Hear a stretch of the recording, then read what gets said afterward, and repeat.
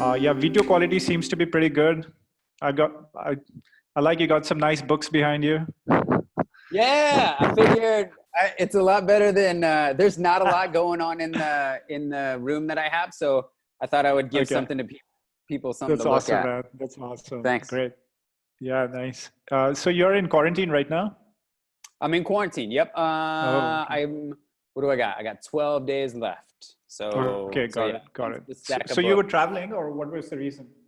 No, so when this all went down, I was in Jakarta, and then I convinced my wife to let me fly to Flores, right? So this is where we've been working for the last 2 years. When everything went down, we didn't want to let our friends in Flores kind of have to face this alone, and so then it took a little bit of time, but I convinced my wife to let me leave. And and then I was on a flight on Monday. There were only 5 people on it, so that was kind of a trip. I thought they were going to come back and let me land. Where was that flight from? Jakarta. From Jakarta to Labuan Bajo. Okay, got it. Yeah. And do you speak Bahasa, man? Sure. Yeah. Oh, nice. I'm not going to win any awards. Right. I've been 10 years. Nice. 10 years. Nice. Yeah. So you love the culture and. Yeah, I mean, I watched way too much Animal Planet when I was a kid, and so that's what drew me here initially. And then then it just became a thing of there's a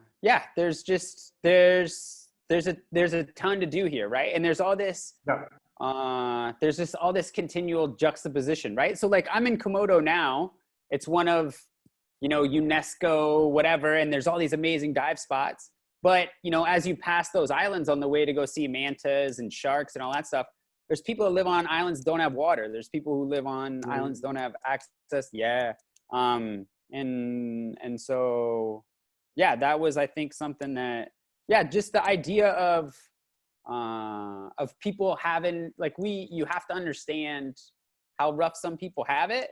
And then how easy it is to change things, right? Like, again, for the work that we do in stunting, right? Like, again, back to how popular a place this is, like, there's a Starbucks here in Labuan Bajo, but there are still kids that die from diarrhea on islands that are, 2-3 hours away by boat. Like, that's a trip to me.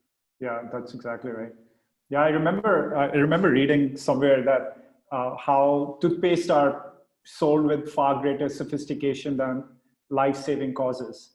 And it's kind of similar to what you said, right? Like, no, it's crazy. Like, there are villages where we work where people don't have toilets or clean water, but they have Tim Tams, the cookies. Right.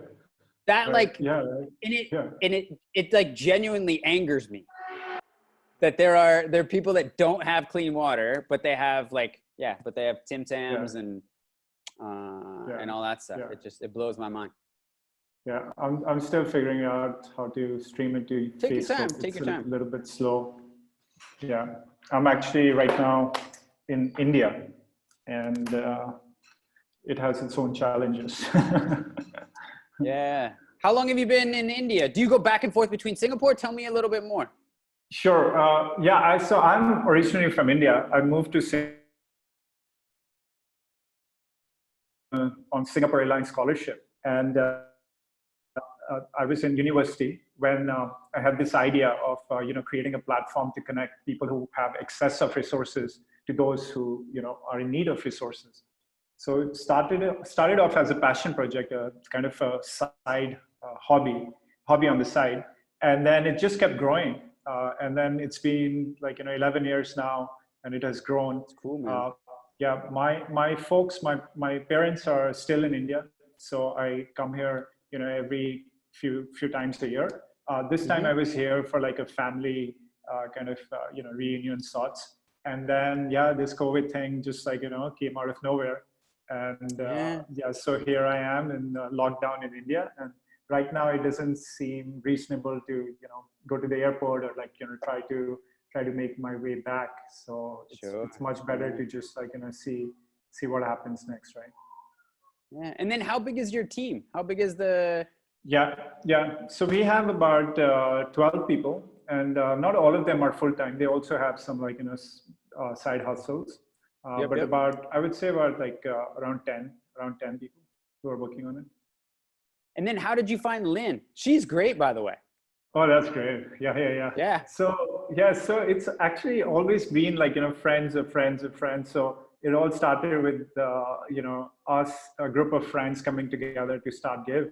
And then we have a good culture in the team. So people keep bringing, folks who think have energy, have, a kind of an empathetic heart, and they want to give back.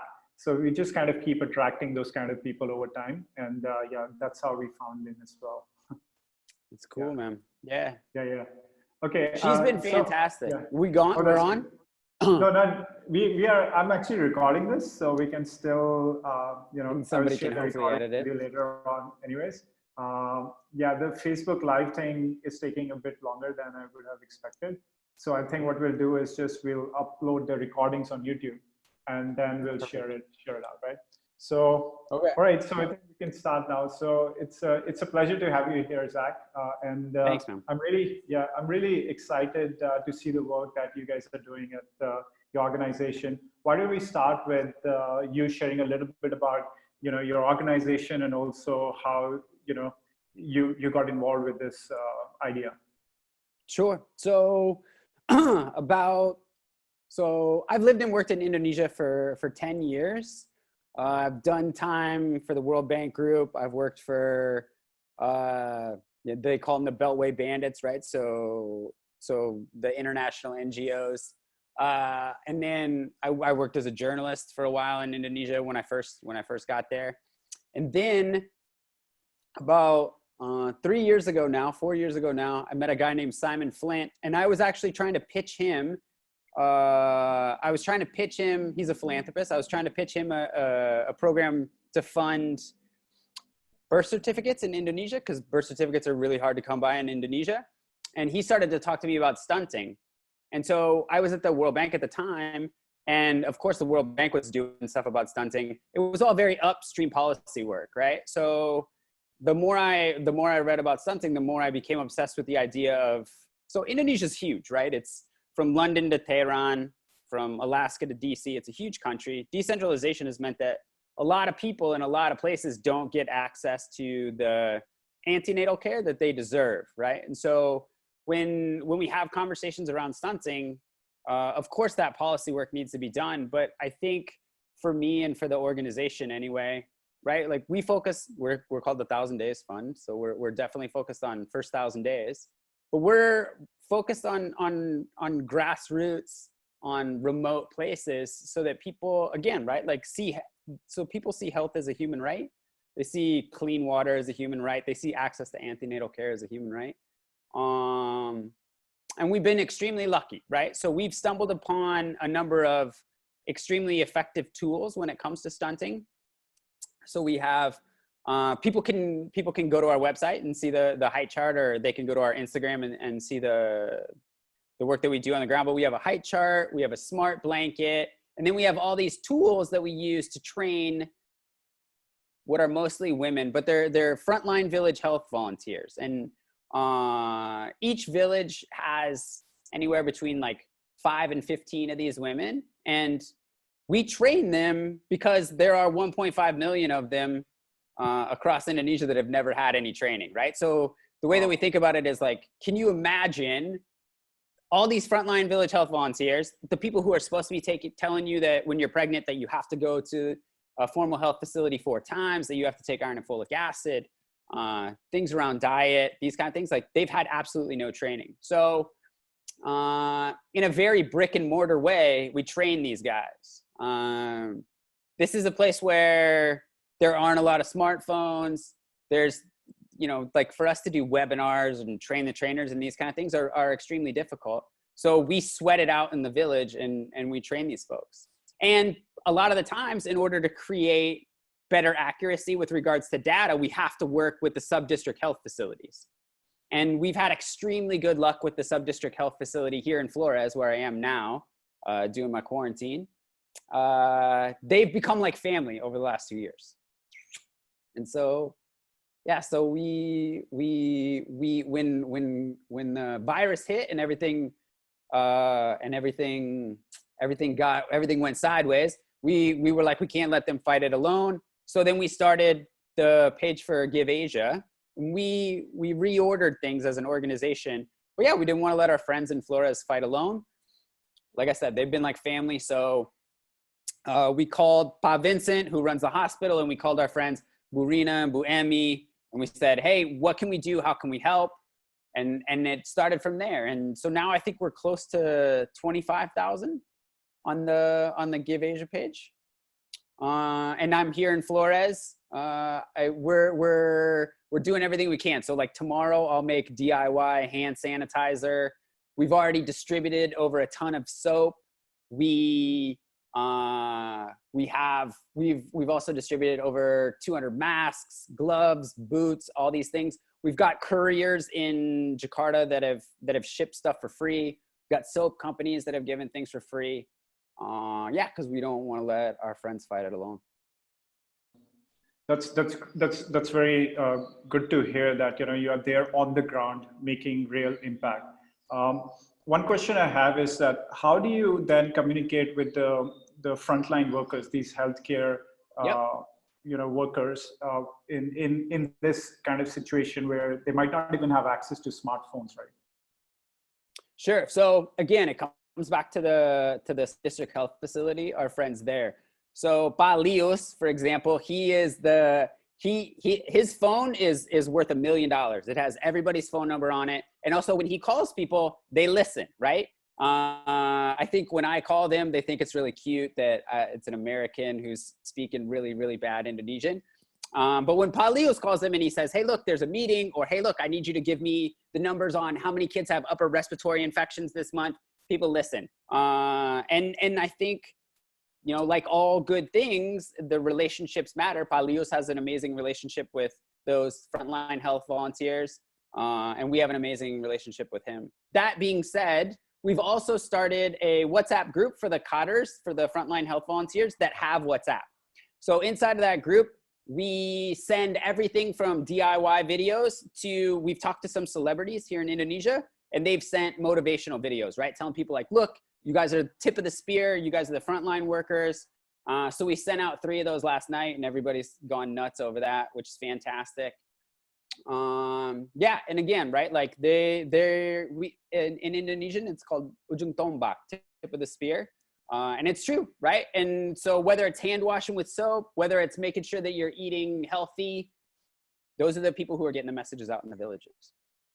I kind of see a common theme in your stories, which is like you have played the role of a connector, whether it's kind of connecting, the humanitarian world with on-ground efforts, to kind of push healthcare. Then also you're talking about like, connecting the celebrities with the donors. So I feel like a lot of your work revolves around bringing disparate worlds together and kind of, creating like a win-win situations for them.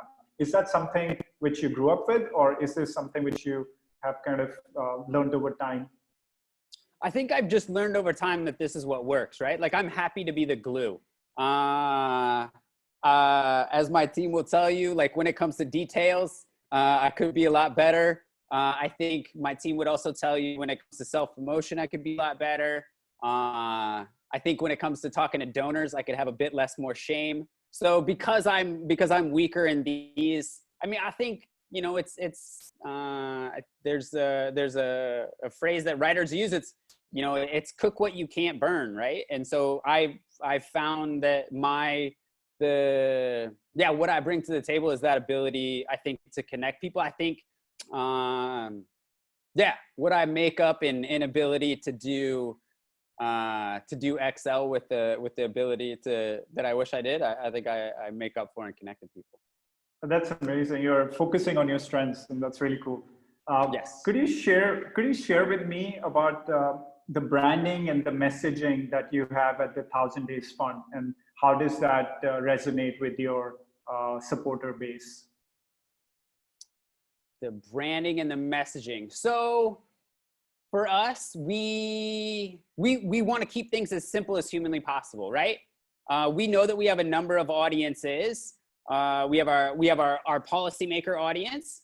We have our donors. You have experts in the field, and then you have honestly the people that really matter, which are the moms and the dads at that village level. And it's really like, it doesn't get any better than just keep it simple, stupid, right? Like, for example, and you only learn this when you're in the field, right? So if we talk about exclusive breastfeeding, and in Indonesian, you would say ASI exclusive. That doesn't translate at the village level, right? And there are other things, right, around like portion versus like a plate of food, these kind of things, but things that you learn at the village level, and you only learn by doing, right? Our height chart, we've installed 12,000 of them across 25 islands. The version that we have now is, I think, version 13, but it's just the thing of where, you know, when we designed it in Jakarta, we said, we've had amazing help from like special staff to the president and people at the Ministry of Health. Those people have PhDs, and they said, okay, this is great. And then we took it out in the field and people were like, what's this? There's too much information. There's not enough information. And so our messaging has always revolved around this thing of knowing your audience, right? So I am not our audience, right? So I think one thing works, and that's great. It doesn't matter what I think. It matters that I can actually take the product, show it to the people in the field, and they say, okay, cool. This is what I understand, and this is what I take away from it, right? So yeah, we keep it simple. We try to make sure that whoever's delivering the messages are people that the people who we want to hear the messages from, those people care about, right? That's great. And where is your supporter base, the donor base generally from? Is it from Indonesia or from all over the world? Or what are some of the common traits of people who are supporting your organization and your efforts? Great question. We have an extremely vast donor base, right? So like, it's everything from people who have seen us on Instagram and then decided to give us $2 because they thought, wow, this is a really cool deal, and you guys are actually working in the field, to private sector companies in Indonesia, right? So like, we're talking to like the Roches and the R&Bs and those kind of companies in Indonesia. Singapore has actually been really, really, really, really good to us. I can't exactly put my finger on why, but we've done, folks in Singapore have been tremendously generous. I think people see how important it is for us to, as an NGO, to keep things small, to spend a tremendous amount of time in the field. And I think people respond positively to that. I think people appreciate that as donors. Yeah, I think the more you can make it tangible impact for people to actually see where their donations are going and who's the individual at the end of the day who's benefiting from their donation, I think the stronger is their I would say interest in supporting your organization, talking about your organization, because definitely bigger organizations face this challenge where they raise funding and it's difficult to kind of pinpoint exactly how the funding has made a tangible impact, right? So I think that's one of the benefits of being an agile organization. Yeah, I agree with that. I also think though that we do a good job of splitting depth and scale, right? So of course everybody wants scale, right? But when you go to scale, you lose that depth, and you use that. We talk about it in terms of high fidelity, right? So I know right now, if you ask me about a village in Flores, I know all 5 kata, right? It's Bulina, it's Bufifi, right? It's Atika.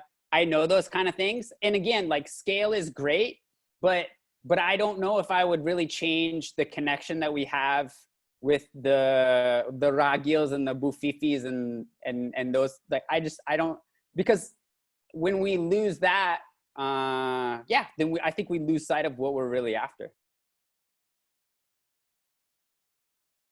Yeah, I think that's a great point. I mean, being on the ground, and you mentioned it before, I've talked to other change makers, and they always share with me that, the initial concept that they had of how to support the community was very different from what the community actually needed.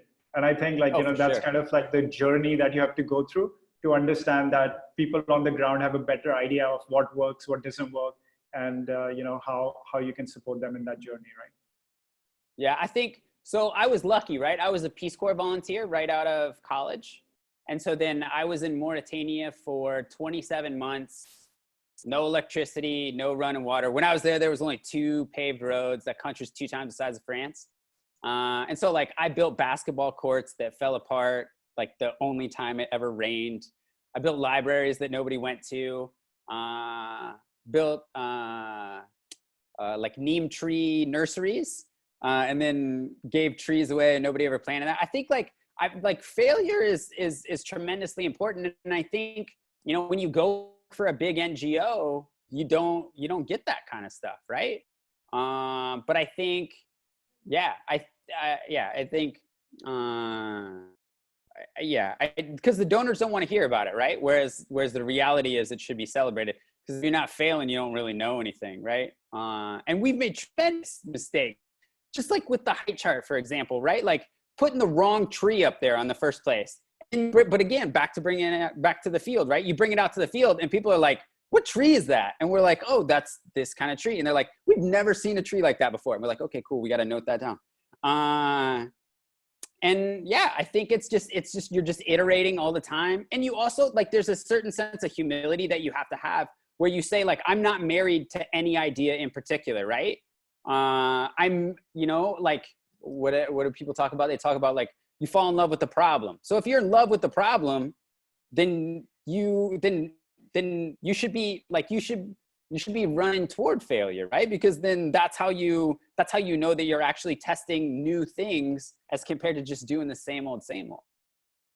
Yeah, I think that's a fascinating point. And actually, I'm making notes as well, because I think you really, really hit the kind of nail on its head, which is that, yeah, you want to go towards uncharted territory to learn new things and then apply those learnings into what you're already doing.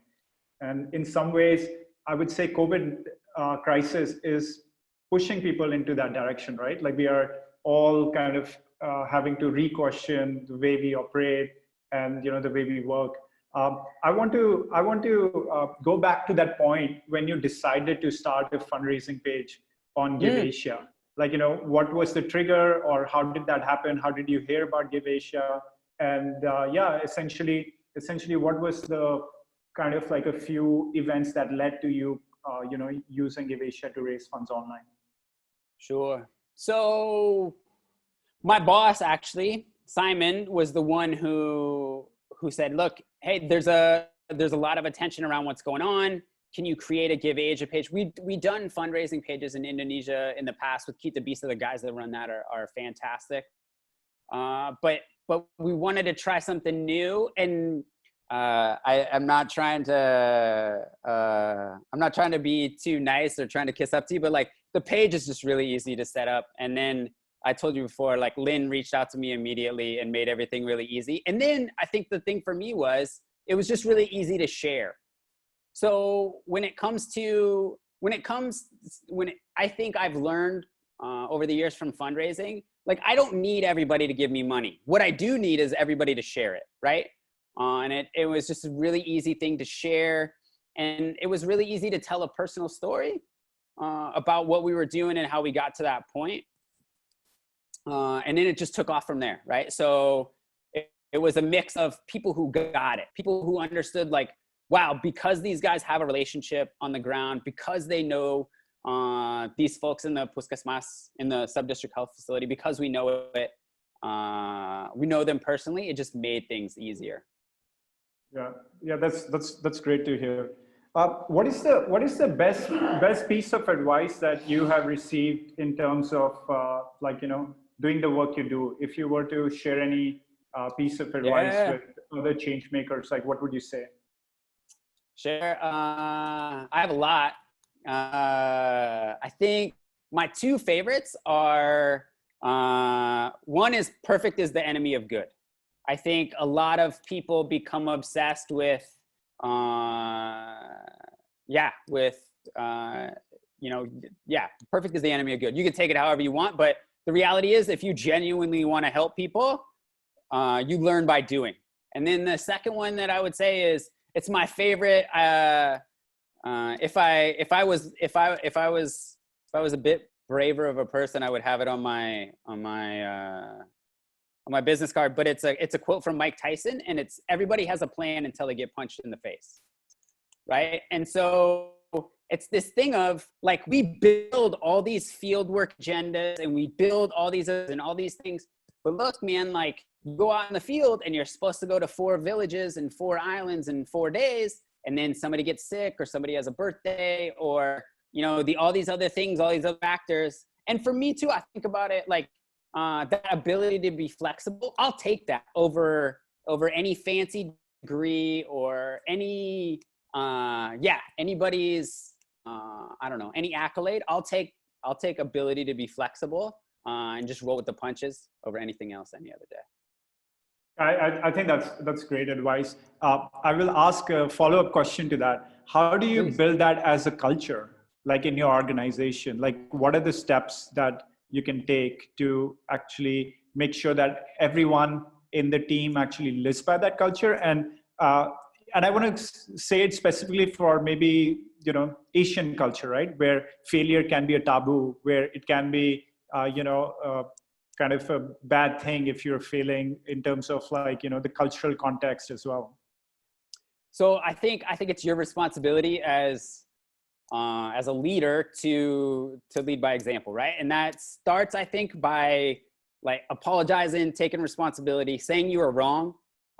Those are different versions of what we're after. I think it's really, really important for me. Like, I don't like when people say things like, I misspoke. No, you didn't. Look, you were wrong. Just say you were wrong, right? Like, I think, the people who I trust and believe in are people who take responsibility for what they do. And I think that lends itself to that culture of I guess, embracing failure. But call it humility, call it whatever you want. But taking responsibility, I think, is a way to build that culture. Any books that you would recommend, or any resources that you would recommend? So Mountains Beyond Mountains. It's the Tracy Kidder book about Paul Farmer. I love that book. The Idealist. The woman who wrote it, her name escapes me, but that book about Jeff Sachs, right? I think it's really important. However you think of people like Paul Farmer or like Jim Kim or like Jeff Sachs, I think both those books teach you to see people in different light. Off the top of my head, those are two books that I really, really like. That's great. I want to go back to that theme of like, being that glue and being that integrator. I think this is a little bit broader question, but there would have been times when you are working with stakeholders with very different methods, right? Perhaps they are looking to achieve the same end goal, but the way they want to achieve might be quite radical or quite different. What are some of the ways that you have used to overcome those kind of I would say like differences in opinions? Sure. I think the most important thing is to listen, right? I'm continually trying to remind myself to, and it's hard for me because I like to talk, but to talk about, a third as much as I listen. And so people want to feel heard, right? And as long as you can make different stakeholders feel like they're being heard, then I think you get closer and closer to common ground. And it's really about compromise, right? No one person is going to be right. Everybody's going to add to the conversation, and then you're going to have to be a grown-up and you're going to have to find a compromise.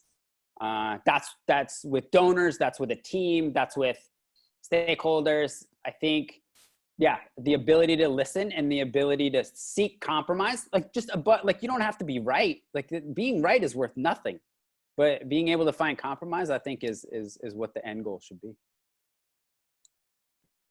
Okay, that's a very good point. What is the biggest challenge right now, given the COVID situation, in terms of carrying out your operations the way they used to be in the past? Sure.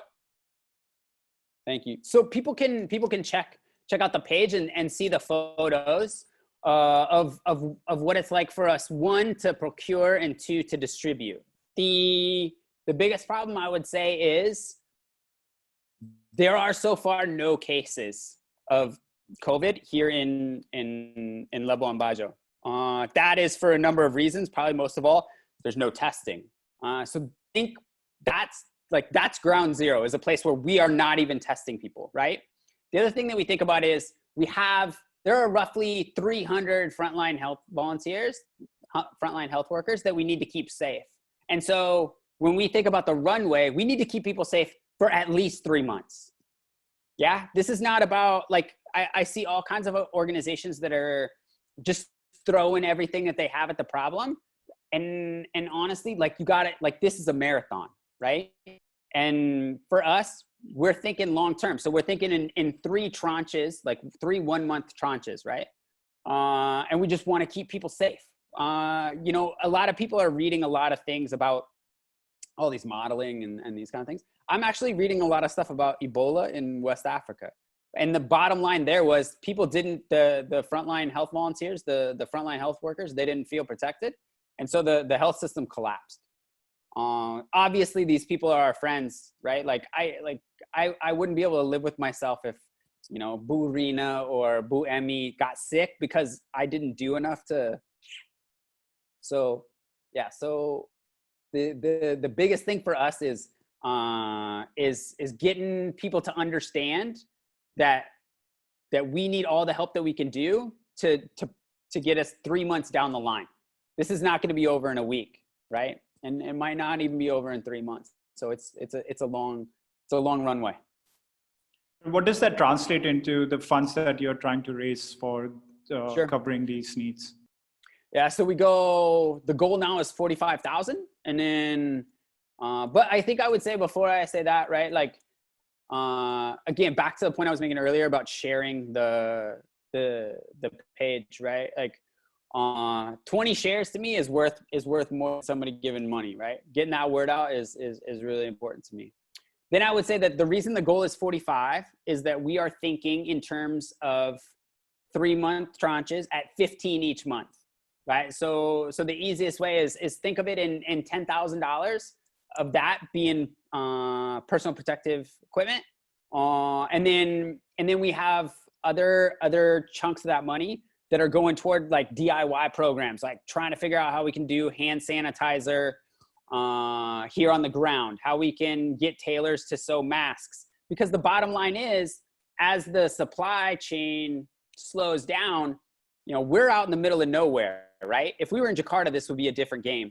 But for example, if my team in Jakarta puts something on a boat, I'm lucky if it gets here in 10 days, right? And so we're going to get to a point where we don't have 10 days. So we're using that money to get people to test ideas around making their own field or face shields, distributing soap, because we want to keep people out of the health system, right? The more people who are washing their hands at the village level, and the more people who are informed that if they are not, if there's no shortness of breath, they can beat it with Panadol and Pocari Sweat.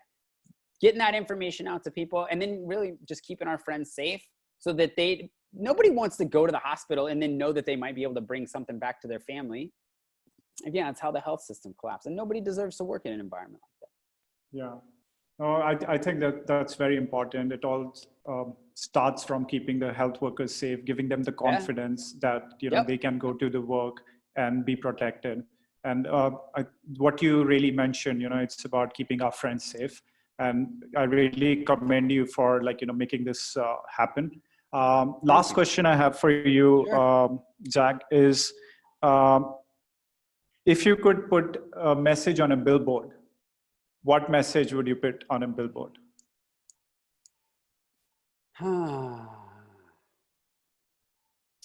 Yeah, if I could put anything on a billboard, I put it on a billboard. Yeah, with love, compassion, and solidarity, we'll get through this. Nice. Yeah, I really love that. I think that's a much needed message for this current time.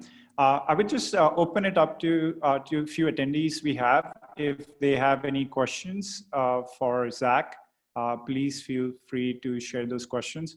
I'm going to actually allow all the attendees to be able to talk. So I'm just going to allow them to talk. Guys, please feel free to ask any questions that you might have. Michael, Sally, and as well as Sissy, do you guys have any comments, any questions, any things you'd like to say?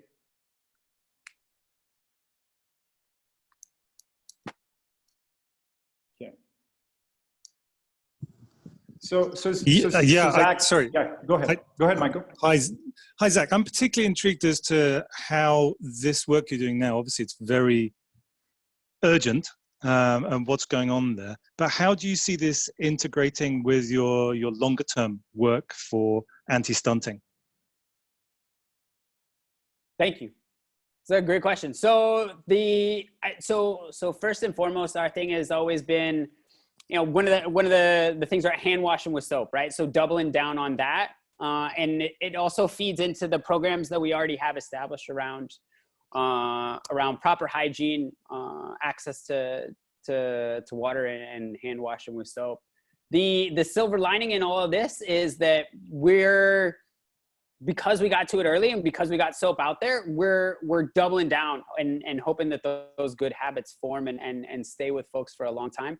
Again, if you check out the Give Asia page, you can see just photo after photo of people that are washing their hands. I think it's a small thing. Soap isn't sexy, but it saves lives. I mean, you know, the team was out here over a month ago. There's still kids dying from diarrhea on Rincha and Komodo, and hand washing with soap saves those lives. So I think maybe, you know, as we turn the corner on this, we're going to be quick to tell people, look, in the same way that you stayed safe washing your hands with soap during Corona, that hand washing with soap is going to save your kid from stunting.